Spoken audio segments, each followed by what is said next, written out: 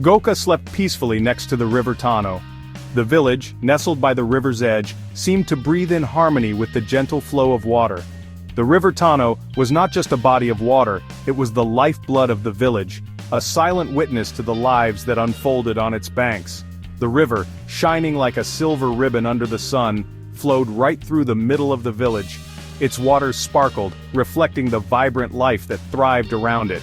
The villagers depended on the river for everything, from fishing to farming and even for the stories that were passed down through generations. Right there by the riverbank is where Adjoa and Kwesi played as kids.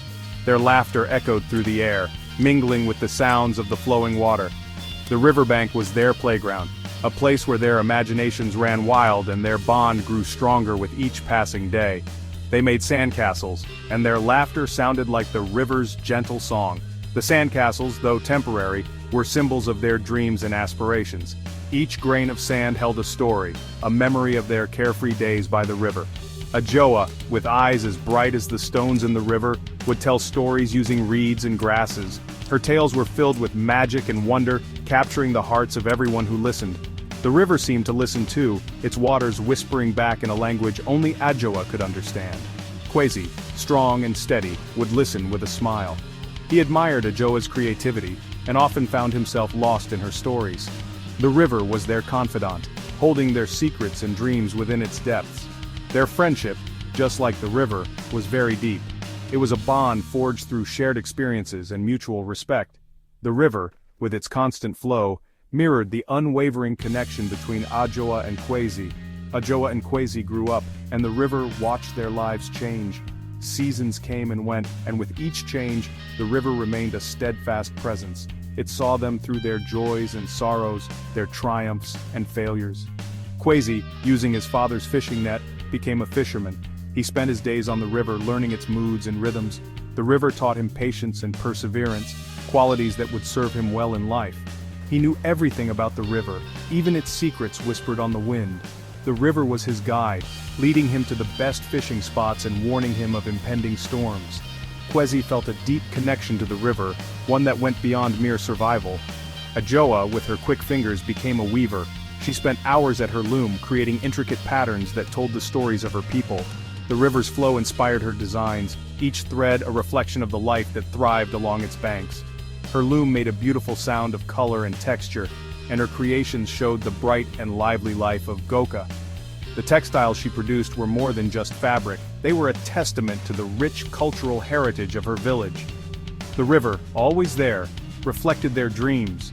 It was a mirror to their hopes and aspirations, a constant reminder of the possibilities that lay ahead. The river's surface, ever-changing yet always the same, was a metaphor for their lives. Kwesi, his face tanned from the sun and wind, dreamed of a simple life in Goka, spending his days with the river's gifts. He longed for a life of peace and contentment, where the river's bounty would sustain him and his family. Adjoa, with a restless heart, dreamt of love, of a life full of passion and purpose. She yearned for something more, something that would take her beyond the confines of the village. The river, with its endless journey, seemed to call out to her, urging her to follow her dreams. They were two people, connected by their childhood and the rhythm of the river, but wanting different things. Their paths, though intertwined, were beginning to diverge. The river, ever the silent observer, watched as their dreams pulled them in different directions. Their lives, like the complex patterns of Adjoa's weavings, were about to come together in ways they couldn't imagine. The river, with its twists and turns, held the promise of new beginnings and unexpected journeys. The river, watching silently, waited for their story to begin. It knew that life, like its waters, was full of surprises. And as Adjoa and Kwesi stood on the brink of their futures, the river flowed on, carrying with it the hopes and dreams of the village of Goka. Adjoa's loom sat in the shade of a mango tree, its branches heavy with ripe golden fruit.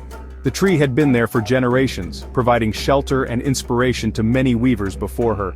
The gentle rustling of the leaves created a soothing symphony, a perfect backdrop for her intricate work. The wooden frame of her loom was smooth from years of use, each groove and notch telling a story of countless hours spent in creative labor. It was a family heirloom, passed down from her grandmother, who had taught her the art of weaving. There, surrounded by colorful yarn, she made beautiful things. The vibrant threads were like a painter's palette, each color carefully chosen to bring her visions to life.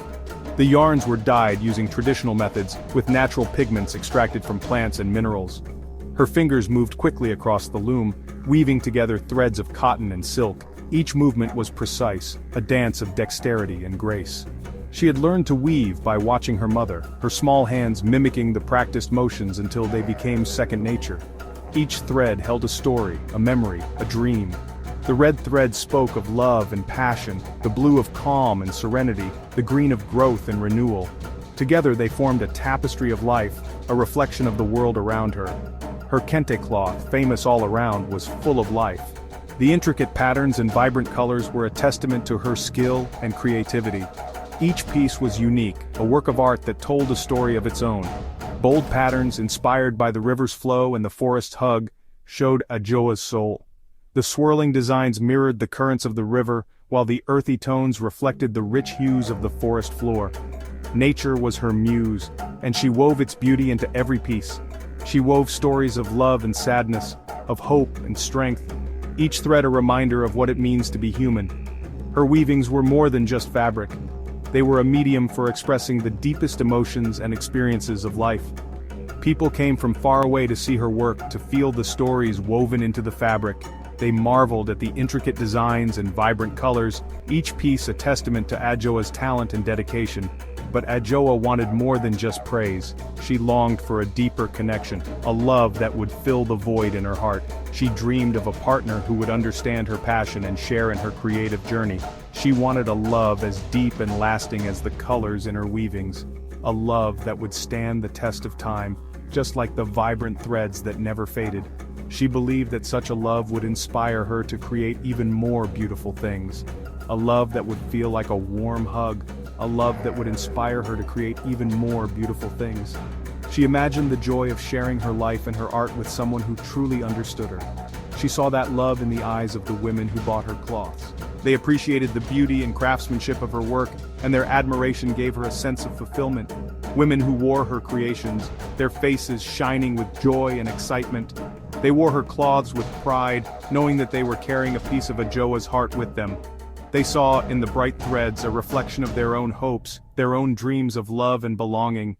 The cloths were more than just garments, they were symbols of identity and connection. Adjoa, her heart full of longing, put all her hopes and dreams into every piece she made. She believed that through her art she could touch the hearts of others and perhaps one day find the love she so deeply desired. She wove with a passion that was more than just skill, her heart whispering a silent wish for the love she wanted so much. Each thread was a prayer, each pattern a plea for the connection she yearned for. And so she continued to weave, pouring her soul into every creation, hoping that one day her dreams would come true. The Harmattan winds started to blow, bringing change to Goka. The village, usually calm and serene, now felt the stirring of something new, something different. The winds carried not just dust, but whispers of transformation, of choices that would alter lives forever. The air, filled with dust, carried stories of a rich trader named Ankamah. He was a man of mystery and allure, whose name was spoken in hushed tones, as if uttering it too loudly might summon him. His arrival was always preceded by tales of his wealth and the exotic goods he brought with him. He had come from the busy city, his caravan full of interesting goods and promises of a better life. The villagers gathered around, eyes wide with curiosity and hope. Ankamah's presence was like a breath of fresh air, a glimpse into a world beyond their own. Ankamah, charming and sophisticated, was drawn to Adjoa's beauty and talent. She was not just another village girl, she was an artist, her weavings telling stories of their own. Her hands moved with grace and precision, creating patterns that seemed to dance on the fabric. He saw in her weavings a way to become even richer, a way to improve his status. He envisioned her creations adorning the homes of the wealthy, each piece a testament to his own success. But more than that, he saw a future where they could rise together, leaving the simplicity of village life behind. He tried to win her over with gifts of shiny silks and stories of city life, his words creating a picture of a life very different from the simple life in Goka. He spoke of grand parties, of music and laughter, of a world where she could be more than just a weaver. Kwesi watched from afar, his heart heavy with feelings he couldn't say. He was a man of few words, but his love for Adjoa was as deep as the river that flowed through their village. He had always been there for her, a silent guardian, a steadfast friend. He had loved Adjoa since they were children, their connection made from shared laughter and whispered secrets. They had grown up together, their lives intertwined like the threads of her weavings. Every memory they shared was a stitch in the fabric of their bond. He knew her heart, every beat like the rhythm of the river. He understood her dreams and fears, her hopes and doubts. To him, she was not just a talented weaver, but a woman of depth and complexity, someone who deserved to be cherished and understood. But Kwesi, a quiet man, found it hard to express his deep love. Words failed him, and he could only watch as Ankamah dazzled Adjoa with his promises. He feared that his simple life, his humble love, would never be enough to compete with the allure of the unknown. Adjoa felt conflicted. She was drawn to Ankamah's vision of a grand future, but she also cherished the simplicity and authenticity of her life in Goka. Her heart was a battleground of emotions, each side pulling her in a different direction. Ankamah offered a life of comfort and luxury, a chance to leave the small village life. He painted pictures of a world where she could be celebrated for her art, where her name would be known far and wide. It was a tempting offer, one that promised excitement and adventure. He promised her a big house filled with servants and expensive things, a life where she would want for nothing, where every desire would be met. It was a dream that seemed almost too good to be true, a fairy tale waiting to be lived. He talked about showing her weavings in the city, of making her famous everywhere. Kwesi offered something else. He offered a love that was steady and unwavering, a love that had been tested by time and had only grown stronger. He offered a love as deep and true as the river Tano, a love that had grown under the Goka sun.